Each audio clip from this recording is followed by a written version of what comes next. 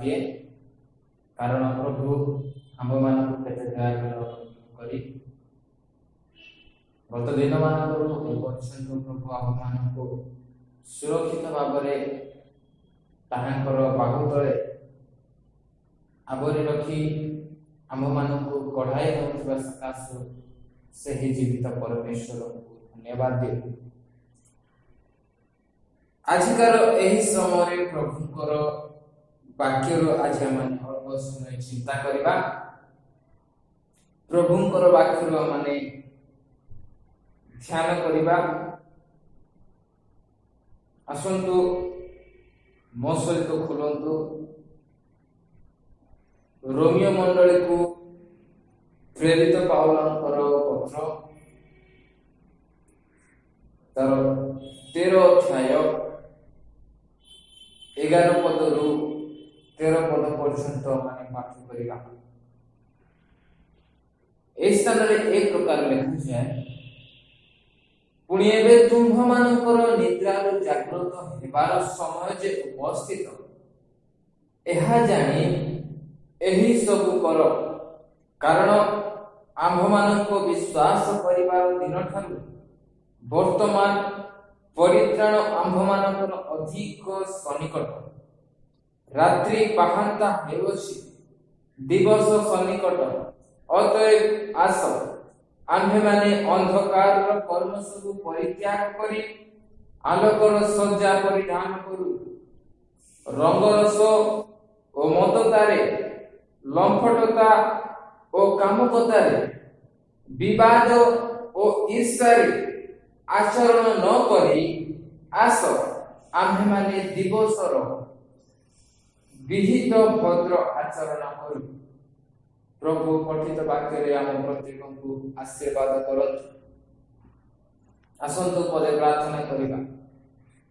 महामहिम स्वर्गस्थ परमेश्वर तुमरी पवित्र महानाम को धन्यवाद करूछु गौरव करूछु। प्रभु ए समय प्रभु तुमरी पवित्र वाक्य रु आमे जे अंश पाठ करिछु प्रभु तुमरी सेही पवित्र वाक्य को बुझिबा निमंते आम मानकर आत्मिक कर्ण को तुम उन्मुक्त कर आत्मिक चक्षु तुम उन्मुक्त कर जो द्वारा तुम्हारी वाक्य को श्रवण करिबु तुम्हारी वाक्य को माने ध्यान करिबु पिता तुमे सहायता कर आमानकर मन प्राण आत्मा को तुम्हारी पाद तले समर्पण करू प्रभु तुमे सहायता कर प्रत्येक जीवन रे तुम्हारी वाक्य तुम्हारी कार्यकारी हेबो प्रभु तुमे सही प्रकार महत कार्य कर बोली निवेदन करूछि।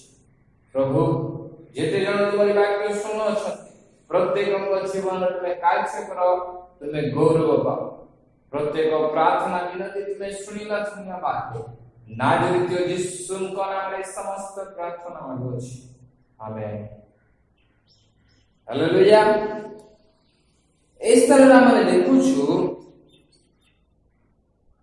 रोमियो मंडली को प्रेरित पाउल आ ए पत्र लिखुछंती एवं से कहउछंती वर्तमान निद्रार जागृत हेबार समय उपस्थित हेलानी। प्रिय ईश्वर लोक माने आजिकार ए सिचुएशन ए परिस्थिति जेते बेला हम देखुछु जो द्वारा हम माने जानि परिबा जे प्रभुंकर आगमन अति निकटवर्ती अटे तेणु करी प्रेरित पाउल जो प्रकार रोमियो मंडली को कहउछंती तुमे माने निद्रारु जागृत हेबार समय उपस्थित हेलानी ठीक से प्रकार आजिकार एही ख्रीस्टीय समाज प्रत्येक विश्वासी मानकु प्रभुंकर वाक्य परिप्रकाश करे तुम्हे माने निद्रा जागृत हेबार समय उपस्थित हेलानी। आज टॉपिक बा प्रसंग होछि निद्रा जागृत हो हे निद्रित जाग। प्रेसर लोक माने आमे माने निद्रा जागृत हेबार कहिले अनेक भावी था आम तो शोकी उठिलुणी राति शोलु एवं सकाळे आमे माने उठिलु किंतु ए स्थान माने चिंता करिबा प्रेरित पाउल रोमियो मंडली को केउ निद्रा जागृत हेबा पई से कहू अछंती सही विषय रे आज माने चिंता करिबा। प्रेरित पाउल रोमियो मंडली को कहउछंती तुमे माने निद्रा कोन हो जागृत हो जो निद्रा रे तुमे माने वर्तमान सोईकी अछ सही निद्रा रे तुमे माने कोन हो जागे उठ चेई उठ। प्रथम यदि हम चिंता करिबा प्रथम पॉइंट होची प्राकृतिक निद निद विषय हम चिंता करिबा। प्रथम पॉइंट प्राकृतिक निद। प्राकृतिक निद कोन अटे जेतेबेले जणे मनुष्य कोन करि थाए रात्रि समय रे आ शयन करि थाए सकाळे से उठी थाए ता होछि प्राकृतिक निद। परमेश्वर आ प्रत्येक मनुष्य को ताहा देई अछंती। अनेक लोक माने निद न थाए कि से माने कोन करूछंती डॉक्टर रो परामर्श लउछंती से माने को रात्रि समय रे निद हुए नाही से माने सोई पारंती नाही। एई प्रकार समय से माने डॉक्टर मानकर परामर्श नै से माने मेडिसिन को कोन करंती ग्रहण करंती निद आसीबा निमंते किंतु परमेश्वर प्रत्येक मनुष्य मानक कोन करिसंती एक प्राकृतिक निद देयसंती जहा कि प्रतिदिन डेली लाइफ रे माने शयन करि थाउ ता होछि प्रथम पॉइंट। द्वितीय रे देखिबा ईश्वरगत निद। हालेलुया। ईश्वर को लोक माने ईश्वरगत निद कोन अटे जहा कि हमें माने पाई परिबा आदि पुस्तक तार एक अध्याय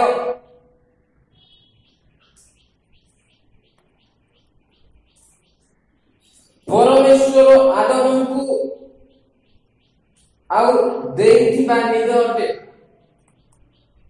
जेतेबेले परमेश्वर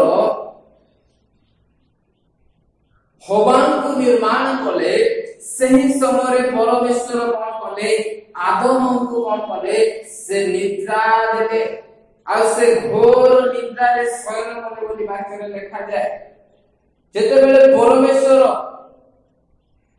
आदम को आ निद्रा देउछंती आ से घोर निद्रा रे कोन करूछंती आदम शयन करूछंती।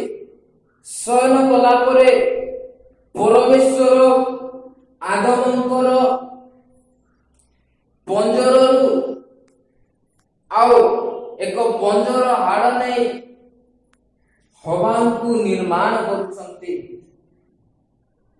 जहा होछि ईश्वर देथिबा निद अटे। आदम को परमेश्वर देथिबा निद अटे। एहा होछि द्वितीय नंबर पॉइंट। पुनी तृतीय नंबर पॉइंट माने देखिबा महानिद्रा। प्रेषर को लोक माने एही महानिद्रार विषय रे बाइबल मान को कोन प्रकाश करे। महानिद्रा कहिले कोन अटे जेतेबेले जने मनुष्य मृत्युवरण करे से मृत्यु सज्जा रे शयन करे ताहाकु महानिद्रा बोली कुहा जाय। आमे माने प्रत्येक दिन शयन करूछु रात्रि समय रे शयन करूछु एवं प्रातः काल रे निद्रा रे जागृत होछु किंतु जेतेबेले जने मनुष्य मृत्यु सज्जा रे शयन करे से पुनर्बार सकाळे हेले जागृत होई न थाए ताहा होछि तृतीय निद महानिद्रा अटे जहा कि मृत्यु को दर्शाए प्रिय स्वरूप लोक माने प्रभुଙ୍କର ବାକ୍ୟ ପ୍ରକାଶ କରେ ତୁମେ ମାନେ ମହାନିଦ୍ରା ପ୍ରାପ୍ତ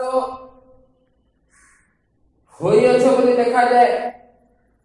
ସେହି ମହାନିଦ୍ରାରୁ ଜାଗ୍ରତ ହେବାର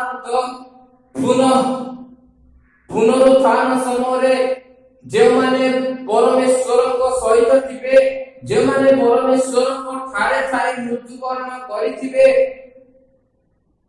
ସେମାନେ କଣ ହେବେ? ସେହି ମହାନିଦ୍ରାରୁ କଣ ହେବେ? ଜାଗ୍ରତ ହେବେ ବୋଲି ପ୍ରଭୁଙ୍କର ବାକ୍ୟ ପ୍ରକାଶ କରେ। ପୁଣି ଚତୁର୍ଥ ପଏଣ୍ଟ ହେଉଛି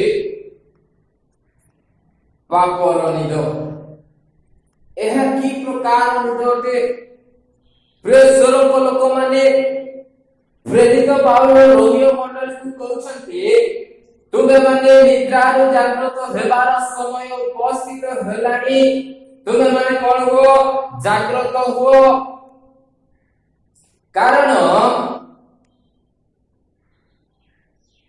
କାରଣ ତୁମେମାନେ ବର୍ତ୍ତମାନ ସୁଦ୍ଧା ନିଦ୍ରାରେ ଅଛ, ଶୋଇକି ଅଛ। ତେଣୁକରି ତଳକୁ ଲେଖାଯାଏ 13 ପଦରେ, ରଙ୍ଗରସ ଓ ମଦତାରେ, ଲମ୍ପଟତା ଓ କାମୁକତାରେ, ବିବାଦ ଓ ଈର୍ଷାରେ ଆଚରଣ ନ କରି ଆସ ଆମ୍ଭେମାନେ ଦିବସର ବିହିତ ଭଦ୍ର ଆଚରଣ କରୁ। ପ୍ରିୟ ସ୍ୱରୂପ ଲୋକମାନେ ପ୍ରେରିତ ପାଉଲ ରୋମିଓ ମଣ୍ଡଳୀକୁ କହୁଛନ୍ତି, ତୁମେମାନେ ରଙ୍ଗରସର ନିଦ୍ରାରେ ନିଦ୍ରିତ ହେଇଯାଇଛ। ତୁମେମାନେ ମତତାର ନିଦ୍ରାରେ ନିଦ୍ରିତ ହେଇଯାଇଛ। ତୁମେମାନେ ଲମ୍ପଟତାରେ, କାମୁକତାର ନିଦ୍ରାରେ ନିଦ୍ରିତ ହେଇଯାଇଛ। ବିବାଦ ଓ ଈର୍ଷାର ନିଦ୍ରାରେ ନିଦ୍ରିତ ହୋଇଯାଇଛ। ଏହି ସମସ୍ତ ନିଦ୍ରାରୁ ଜାଗ୍ରତ ହେବାର ସମୟ ଉପସ୍ଥିତ ହେଲାଣି। କାରଣ ଆମ୍ଭେମାନେ ବର୍ତ୍ତମାନର ସିଚୁଏସନରେ, ବର୍ତ୍ତମାନର ପରିସ୍ଥିତିରେ ଆମ୍ଭେମାନେ ଶେଷ ଦିନ ମାନଙ୍କରେ ଗତି କରୁଛୁ। ପ୍ରଭୁଙ୍କର ଆଗମନ ଦିନ ମାନଙ୍କରେ ଆମମାନଙ୍କର ଜୀବନକୁ ଅତିବାହିତ କରୁଛୁ। ତେଣୁକରି ଏହି ବାକ୍ୟ ସେଦିନ ପ୍ରେରିତ ପାଉଲ ରୋମିଓ ମଣ୍ଡଳୀକୁ କହୁଥିଲେ, ଆଜି ଏହି ବାକ୍ୟ ଆମ୍ଭମାନଙ୍କୁ କହୁଅଛି, ଆମ୍ଭେମାନେ ନିଦ୍ରାରୁ ଜାଗ୍ରତ ହେବାର ସମୟ ଉପସ୍ଥିତ ହେଲାଣି। ପ୍ରିୟ ସ୍ୱରୂପ ଲୋକମାନେ ଏହି ରଙ୍ଗରସ, ମତତା, ଲମ୍ପଟତା, କାମୁକତା, ବିବାଦ, ଈର୍ଷା ଏ ସମସ୍ତ ଗୋଟେ ନିଦ୍ରା ଅଟେ। ଆଜି ପ୍ରତ୍ୟେକ ଲୋକମାନଙ୍କୁ ତାହା କଣ କରିଛି? ବାନ୍ଧି ରଖିଅଛି। ଯଦ୍ୱାରା ଅନେକ ଲୋକମାନେ ଏହି ପ୍ରକାର ନିଦ୍ରାରେ ନିଦ୍ରିତ ଅଛନ୍ତି। ସେମାନେ ଜାଣି ନାହାନ୍ତି। ତେଣୁକରି ପ୍ରଭୁଙ୍କର ବାକ୍ୟ ପରିପ୍ରକାଶ କରେ, ତୁମେମାନେ ନିଦ୍ରାରୁ ଜାଗ୍ରତ ହୁଅ। ଆଜି ଯଦି ଆମ୍ଭେମାନେ ରଙ୍ଗରସ ରୂପୀ ନିଦ୍ରାରେ ନିଦ୍ରିତ ଅଛୁ, ତେବେ ପ୍ରଭୁଙ୍କର ବାକ୍ୟ ଆମକୁ ପ୍ରକାଶ କରୁଛି, ଆମ୍ଭେମାନେ ସେହି ନିଦ୍ରାରୁ ଜାଗ୍ରତ ହେବାର ଆବଶ୍ୟକତା ରହିଛି। ହାଲେଲୁୟା।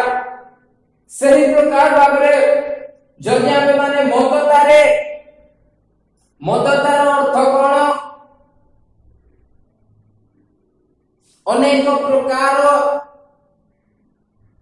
ମଦ୍ୟପାନ, ନିଶା ସେବନ ଅଟେ। ଅନେକ ଲୋକମାନେ ଅନେକ ପ୍ରକାର ନିଶାକୁ ସେମାନେ ସେବନ କରି ମତତାରେ ରୁହନ୍ତି। ଅନେକ ଖ୍ରୀଷ୍ଟୀୟ ବିଶ୍ୱାସୀ ମାନେ ମଧ୍ୟ ସେହି ପ୍ରକାର ମତତାରେ ନିଜର ଜୀବନକୁ ଅତିବାହିତ କରିଥାନ୍ତି। ତେଣୁକରି ପ୍ରଭୁଙ୍କର ବାକ୍ୟ ପରିପ୍ରକାଶ କରେ, ତୁମେମାନେ ସେହି ରଙ୍ଗରସ ଓ ମତତାରୁ କଣ ହୁଅ? ଜାଗ୍ରତ ହୁଅ। ତୁମେ ସେହି ନିଦ୍ରାରୁ ଜାଗ୍ରତ ହୁଅ। କାରଣ निद्रारू जागृत हेबार समय उपस्थित हेलानी अर्थात ख्रीष्टंकर आगमन समय उपस्थित हेलानी। आमे माने देखुछु वर्तमान परिस्थिति अति भयंकर अटे। लोक माने प्रतिदिन प्रति मुहूर्त रे मृत्युवरण करुछन्ते, मृत्यु सहित संघर्ष करुछन्ते। एही प्रकार समय रे एही प्रकार परिस्थिति रे प्रभु हम मानक कहउछन्ते तुमे माने एही समस्त निद्रारू अर्थात रंगरस मतता विवाद ईर्षा लंबटता कामुकता ए समस्त निद्रा कोन हेबार अछि जागृत हेबार अछि। ए समस्त निद्रा यदि आमाने जागृत हेबा तेबे ख्रीष्टंकर आलोक आम्भमानक हृदय रे परिप्रकाश हेबो। हालेलुया। तेणु प्रभुଙ୍କର वाक्ୟରେ ଲେଖା ଯାଏ 11 ପଦରେ ଲେଖା ଗଲା पुणी एबे तुम्भमानकर निद्रा जागृत हेबार समय जे उपस्थित एहा जानी एही सब कर कारण आम्भमानको विश्वास करिबार दिन ठारू वर्तमान परित्राण आम्भमानकर अधिक सन्निकट अटे। जो दिन मानक ठारू आमे परमेश्वरक ऊपर विश्वास करू प्रभु यीशु ख्रीष्टଙ୍କ ଉପରେ विश्वास करू ସେହି दिन ଠାରୁ ଆଜି ପର୍ଯ୍ୟନ୍ତ ବା ବର୍ତ୍ତମାନର ସମୟ ପର୍ଯ୍ୟନ୍ତ ଆମ୍ଭମାନଙ୍କୁ ପରିତ୍ରାଣ ଆମ୍ଭମାନଙ୍କର ଅତି ନିକଟବର୍ତ୍ତୀ ଅଟେ, ଅତି ସନ୍ନିକଟ ଅଟେ। ତେଣୁ କରି ସେହି ପରିତ୍ରାଣକୁ ଧରି ରଖିବା ନିମନ୍ତେ ଯେଉଁ ପରିତ୍ରାଣ ପ୍ରଭୁ ଯୀଶୁ ଖ୍ରୀଷ୍ଟ ଆମ୍ଭମାନଙ୍କୁ ଦେଇଅଛନ୍ତି कालवरी क्रूस ऊपर मृत्युवरण करी आम्भमानकर पाप निमंते से बलिकृत हे आम्भमानकु जे परित्राण पापरु मुक्ति देइछन्ते सेही परित्राण को धरि रखिबा निमंते आम्भमानकर कर्तव्य होछि एही समस्त निद्रा जागृत हेबार समय उपस्थित हेलानी। प्रेसर लोक माने रोमियो मंडल को प्रेरित पावल लिखुछन्ति तुमे माने निद्रा रो जागृत हुओ रंगरस रो जागृत हुओ। रंगरस अर्थात जगत रो लोक माने जे प्रकार आनंद उत्सव करंती एन्जॉय करंती तुमे से प्रकार लोक मानको संपर्क रे न आसी सेमानक सहित मिलामिशा न करी सेमानकर रंगरस सेमानकर कार्यकलाप तुमे कोन हो पृथक हो बोली प्रभुଙ୍କର वाक्य प्रकाश करे। लंफटता अन्य मानकर द्रव्य को लुंठन करबा चोरी करबा ए प्रकार कार्य तुमे माने पृथक हो बोली प्रभुଙ୍କର वाक्य प्रकाश करूची। पुणी ईर्षा विवाद अनेक लोक माने टिके टिके कथा रे अनेक लोक मानक सहित ईर्षा रे विवाद रे झगड़ा रे आग बढ़ी थांती किंतु प्रभुଙ୍କର वाक्य कहि प्रकाश करे एही समस्त निद्रारू जागृत हेबार समय उपस्थित हेलानी। हालेलुया। कारण ख्रीष्टଙ୍କର आगमन अति निकटवर्ती अटे। आमे माने देखुछु अनेक प्रभुଙ୍କର दास माने प्रभुଙ୍କର वाक्य अति परिप्रकाश करूछन्ति प्रचार करूछन्ति ख्रीष्टଙ୍କର आगमन अति निकटवर्ती अटे। समस्ते प्रस्तुत रुह प्रभुଙ୍କର आगमन निमंते प्रस्तुत रुह माने प्रभुଙ୍କର दास माने आज प्रचार करूछन्ति। तेणु करी আজি आम्भे माने एही समस्त कु अभिलाष ए समस्त कार्य को ए समस्त निद्रा रो आम्भे माने जागृत हेबा एवं दिवस रो संतान करी अर्थात आलोकर संतान बोली आमे माने आचरण करिवार आवश्यकता रही। कारण प्रभु यीशु ख्रीष्ट कहले मु जगतर ज्योति। प्रभु यीशु ख्रीष्ट होचंती जगतर ज्योति। जे माने ताहांकर निकट को आसंती से माने सही ज्योतिर आलोकरे आलोकित हुवंती। प्रेसर को लोक माने आज आमे माने जते जन प्रभु यीशु ख्रीष्ट को जानि अछु प्रत्येक प्रभु यीशु ख्रीष्टଙ୍କର निकटवर्ती हेबा। प्रभु यीशु ख्रीष्टଙ୍କର निकटକୁ ଯିବା जो द्वारा प्रभुଙ୍କର सही उज्जवलमय ज्योति आम्भମାନଙ୍କର ଜୀବନରେ ଥିବା ଯେଉଁ ଅନ୍ଧକାର ତାହା କଣ କରିବ ଦୂର କରିଦେବ।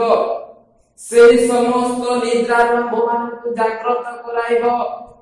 ତେଣୁ କରି ପ୍ରେସରଙ୍କ ଲୋକମାନେ रोमियो मंडल को प्रेरित पावल लिखुछंती तुमे माने एही समस्त निद्रार जागृत हो। आज प्रभुकर वाक्य हम मन को कहूची आमे माने प्रत्येक एही समस्त निद्रारु जागृत हेबार समय उपस्थित। कारण ख्रीष्टकर आगमन केते बेले हेबो के मध्य जानती नै। तेणु करी आमे माने एही समस्त निद्रार जागृत हेबा एवं ख्रीष्टଙ୍କର आगमन निमंते प्रस्तुत होई रहिबा। प्रभुଙ୍କର आगमन पाई आमे माने अपेक्षा रे रहिबा। प्रभु एही अल्प चिंतारु हम प्रत्येकଙ୍କୁ आशीर्वाद करंतु। आसंतु आमे माने पदे प्रार्थना करिबा।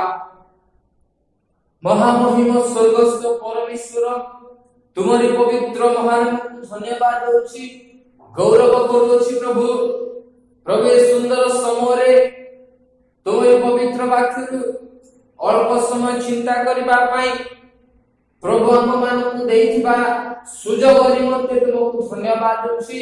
प्रभु तुमरी वाक्य रे हम कहले निद्रा रे जागृत हेबार समय उपस्थित हेलानी। कारण प्रभु तुमरी आगमन निकटवर्ती अटे। प्रभु हम प्रत्येकଙ୍କୁ तुमे दया करो। जे प्रकार आमे माने ए समस्त अभिलाषर निद्रा जेपरि आमे जागृत हेतु तुमरी गौरव निमंते प्रभु माने छिड़ा हेबा पारिबो पिता तुमे सही प्रकार आमମାନଙ୍କୁ अनुग्रह प्रदान करो। एही दुर्दिन रे एही समस्या दिन रे आमମାନଙ୍କର जीवन तुम ठारे जेपरि प्रभु लागि रहिबो तुम निकट में जेपरि समर्पित हेबो। प्रभु हम प्रत्येक तुमे सही प्रकार करुणा करो दया करो बोली निवेदन करूछि।